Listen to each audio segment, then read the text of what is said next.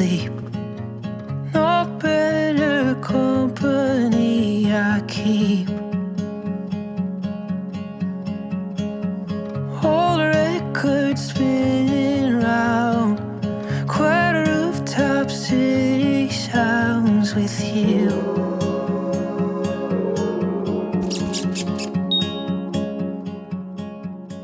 Well, hey everybody, welcome back to our channel. I'm Sarah, and Kevin isn't here. He's working, so I'm recording this video while he's out in the office. But as many of you already know, we're an American family of 6 with 4 kids and a cat. And if I don't put that cat in there, many of you ask me where the cat is. So there you go, you saw the cat, who moved to Germany from the United States in February of 2021. And we're just sharing what our experience is like living abroad, here in Germany specifically. Today I thought it would be fun to show you the difference between German Pfannkuchen, which are German pancakes, and American pancakes, and show you how they're very different, but both are very tasty, and you sort of use each of them in a bit of a different way.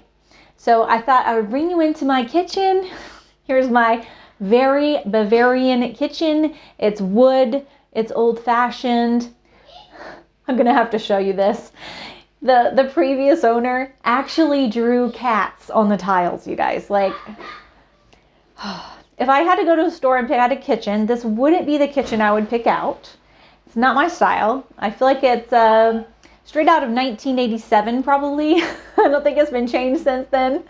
But hey, it's all good. We love the rest of the house, and we love this house, so we're happy to be here. But it is pretty funny. When we left our old house, we had a very modern, updated kitchen, and we did that so we could sell the house. And then we moved to Germany, and we go back in time with the kitchen. So it's just sort of ironic. I waited for a long time for us to be able to save and be able to afford to renovate our kitchen. And when I finally got a renovated kitchen, I only got to have it for, I think, 7 months or so before we moved to Germany. So the irony was not lost on me. We have some kids over to play, so if you hear some wild sounds out there, that's what it is. It's the kids.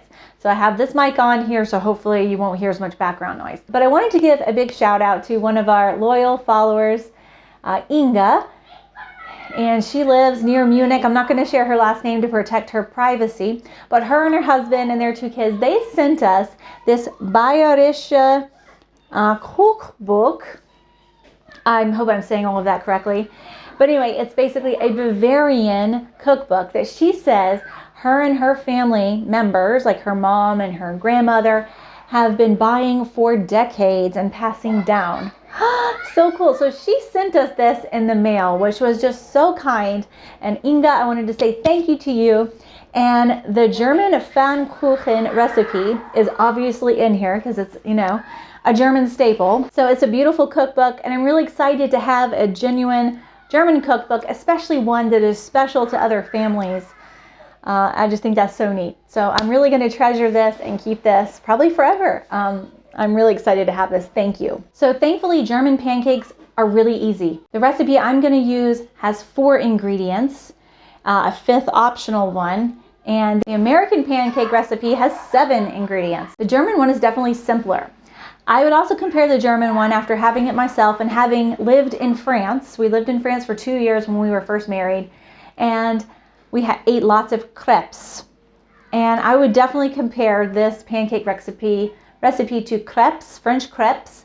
And also apparently the Swedes have this kind of pancake. I'm guessing the Danes, the Dutch, probably many places in continental Europe and even Scandinavia have this same type of pancake, because Kevin says this is the type of pancake he used to eat in Sweden as well. So, all right, so let me show you my countertop and show you the ingredients you're going to need to make these pancakes. You'll need 400 grams of flour. And I will say I don't have German measurements for the time being, so that's why you see it in 3 different containers. I need to get some metric measuring cups. You need 3 eggs. You'll need a pinch of salt, and I really like this salt because it's local. It's from Bad Reichenhall, so that's pretty cool. And you'll need 750 milliliters of milk. All right, let's start by cracking the eggs and stirring those up first. 1, 2,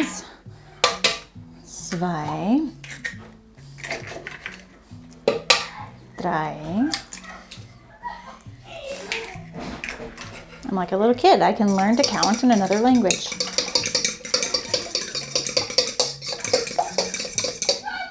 Now let's put the flour in. 400 grams, that's not 400 grams, but I wanted to put some of it in because I just find putting all of the flour in at once makes it very difficult to stir. The recipe does say you need a hand mixer. Guys, I haven't bought a hand mixer yet since I moved to Germany, so I don't currently have a hand mixer. Now this is only 500 milliliters of milk, and we need 250 more. So we're gonna see how this is gonna work without a hand mixer. Guys, this may not go so well, I don't know. I'm probably gonna wish I had one in a minute. I can feel it.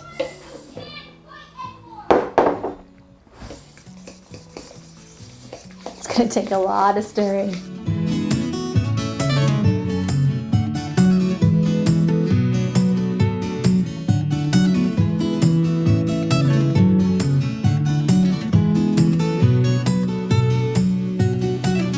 But it actually looks pretty good, doesn't it? And now we need 250 milliliters more of milk. All right, let's pour the rest of this in. Whew, yeah, I wish I had a hand mixer right about now. How many of you are purists and don't even have a hand mixer? I'd love to know. How many of you are true bakers? That's what I've been told. True bakers don't have hand mixers.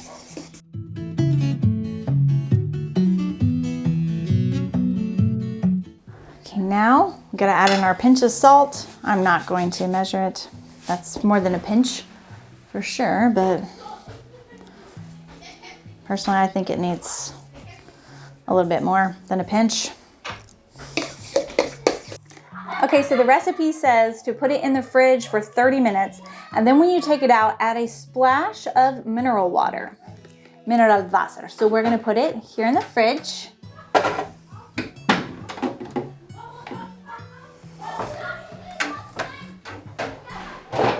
To make the American recipe, you're gonna need 1.5 cups of milk.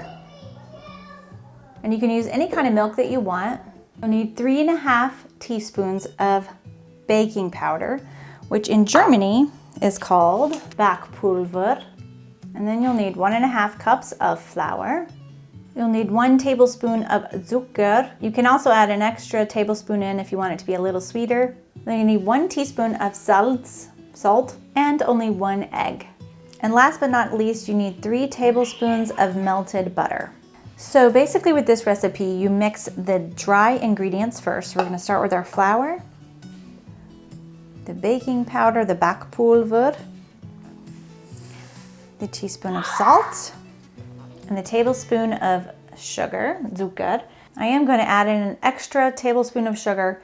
I do like to have my batter be a little bit sweeter, because then you use less jam and jellies and all that on top, or Nutella, whatever you want to put on top. So then we mix that up.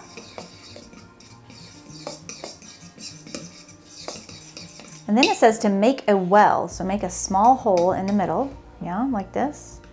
And you'll add in your wet ingredients and stir them in. So make a little well, pour in the milk, egg, and melted butter, and we're gonna mix it until it's smooth, so.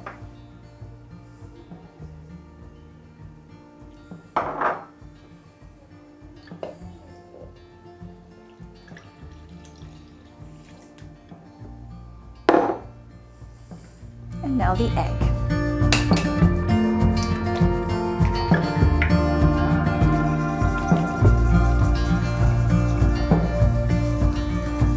Some recipes just say to mix all of your wet ingredients in a separate bowl, and your dry ingredients in another bowl, and then you mix the two together. So you can do either one really. I've done it both ways. This way is easier and you have less bowls to clean afterwards, right? So I like that better. Now, if you want to add in chocolate chips or any kind of berries, that's a popular thing to do in the United States. We really like it. We do like our sugar more. Now that I say that out loud, I realize many of you Germans are going to say, oh my gosh, that's so sweet. And you're right, it is. It is sweet. So now these are ready to go ahead and put on the stove and start cooking. So when you start to see it getting solid you know, around the edges and in between, it starts to rise and you see the nice bubbles. Then you can flip it. So it's about maybe 2 minutes on each side, and I have it to medium heat.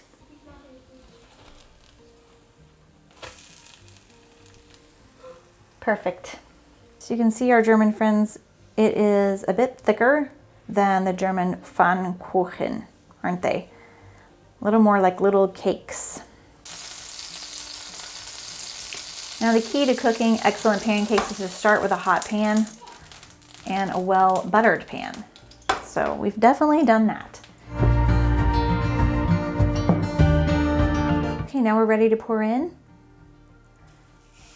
These are going to be much thinner. The recipe also says to swirl it around once it's in. I did turn down the heat. I find that with electric stoves like this, you get it hot and then it's hot enough and then you got to turn down the heat. So I turned down the heat. You can already tell it's a lot different. It's more flat. Going to be much more like a crepe. You're definitely going to want some jam, some marmalade with this, or Nutella. We've also enjoyed even using them like bread and making sandwiches out of them. I think it's already almost done, huh? Almost ready to flip.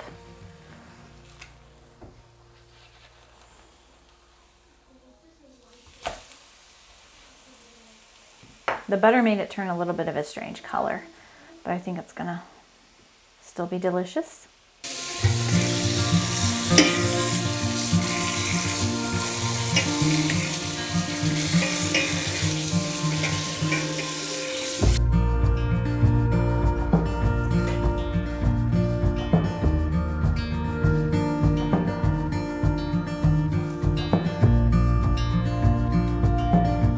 So these are the Johannisbeeren that Griffin picked in our backyard.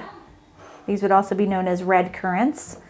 So some of you told us in the comments of our last video that we could put Puderzucker on the Johannisbeer and that would make them sweet enough to eat. So we're going to do that now. And this will be one of the toppings.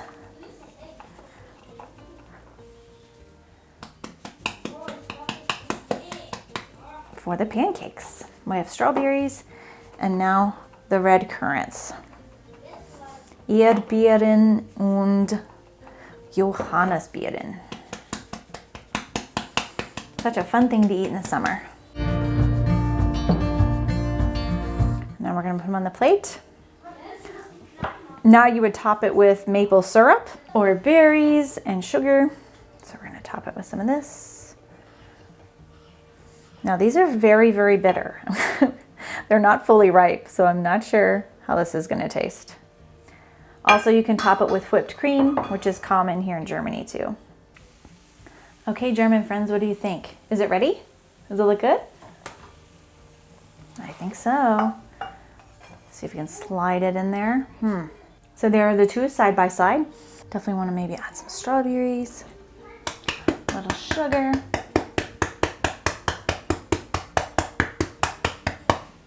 Okay, so it's done, and I told Kevin he had to come inside for about 5 minutes and try the pancakes, and I don't think you're too upset about that. Oh, darn. I have to eat pancakes.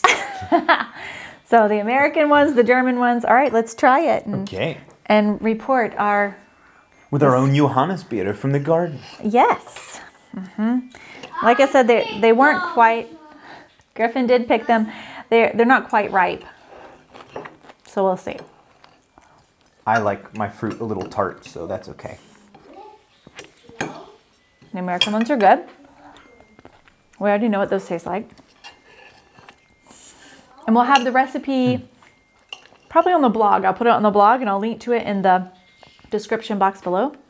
And then I'll make the rest of these tonight for the kids for dinner. And we can get their reactions. Isn't it interesting how many European countries have these thinner pancakes? Sweden had real thin pancakes. Every Thursday you're supposed to have pancakes and pea soup, if I remember right. Every Thursday? Every single Thursday? Well, they would have that on Thursdays at the canteen at the restaurant. where I work. So it was a big tradition. And the French crêpes are thin. It's really interesting how it's many countries here have these nice thin, tasty pancakes. I wonder where the thicker ones came from, American ones. How did they evolve into being thicker? Because most of the Americans are of European descent, so it's kind of interesting how that changed. Yeah, it's bigger, it's much fluffier, it tastes, it just feels a lot different in your mouth more than anything. Yeah. It does have a little different taste. It does have a different taste. But they're pretty similar. Both very good. I'm actually liking the German ones more right now. I like how the German ones are thin, so you can use more toppings. I mean, Americans love to pour tons of maple syrup on their pancakes. It's a higher topping to pancake ratio with the thin ones. It's way too much, like a gross amount. In restaurants, that's how they serve it in restaurants. Like, it tastes like you're eating a dessert. It's gross. I don't like it. But when we make it at home, and I'm sure a lot of other people, they don't pour massive amounts of maple syrup at home.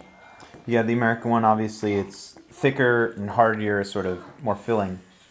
And these almost remind me of a thin bread. But they don't taste like bread. It's different. Yeah, it definitely feels much different on the tongue. More slick.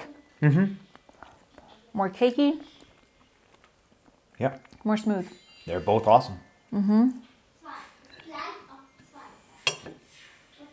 So I'll show you some clips, hopefully, of the kids eating them later if they would want to cooperate. They don't always want to be on video. So we'll see. So for now, I guess we can say thank you so much for watching this video, and I hope you enjoyed seeing the difference between a German pancake and an American pancake. And it's just a fun sort of thing. Both are good, and I think we should all try both of them. So anyway, thanks guys for watching. We'll talk to you later. Cheers. Cheers. All right, Grayson, what do you think? I don't know. I don't know. Lecker? Lecker. Lecker. Lecker. Lecker. Okay, that's weird. Okay, now taste the American one. The American pancake, German pancake. Pfannkuchen. You say it. I'm sure Pfannkuchen. His accent is way better than ours. Both are good. Both are good? Did you like the red currants, or you thought they were too bitter? Red currants? Johannisbeeren. You don't even know what those are, do you? I like the in red English. currants. I like. They're not too bitter. They taste a lot better with powdered sugar. Good. I like both of them. The German is a bit better though. You like the German one better? Why? I don't know. Tastes You don't better. know? It tastes better. Yeah. Okay. He likes the German one better. You want to have this for dinner tonight? Maybe. Yeah.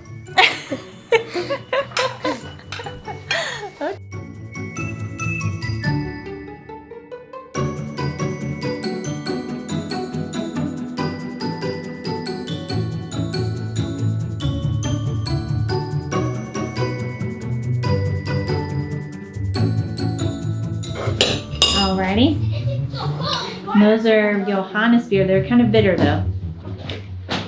Many want chapters I buy something right. Mom told me back to this one, and you are it. German. Ooh, we're gonna try German first. Okay. So you let us know what they taste like.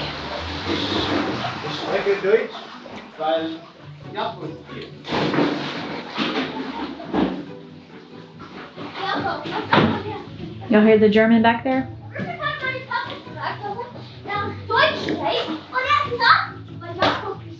You actually cut it with a fork and knife, Ella, but we'll let it pass. Can you? Oh dear. Now the American one.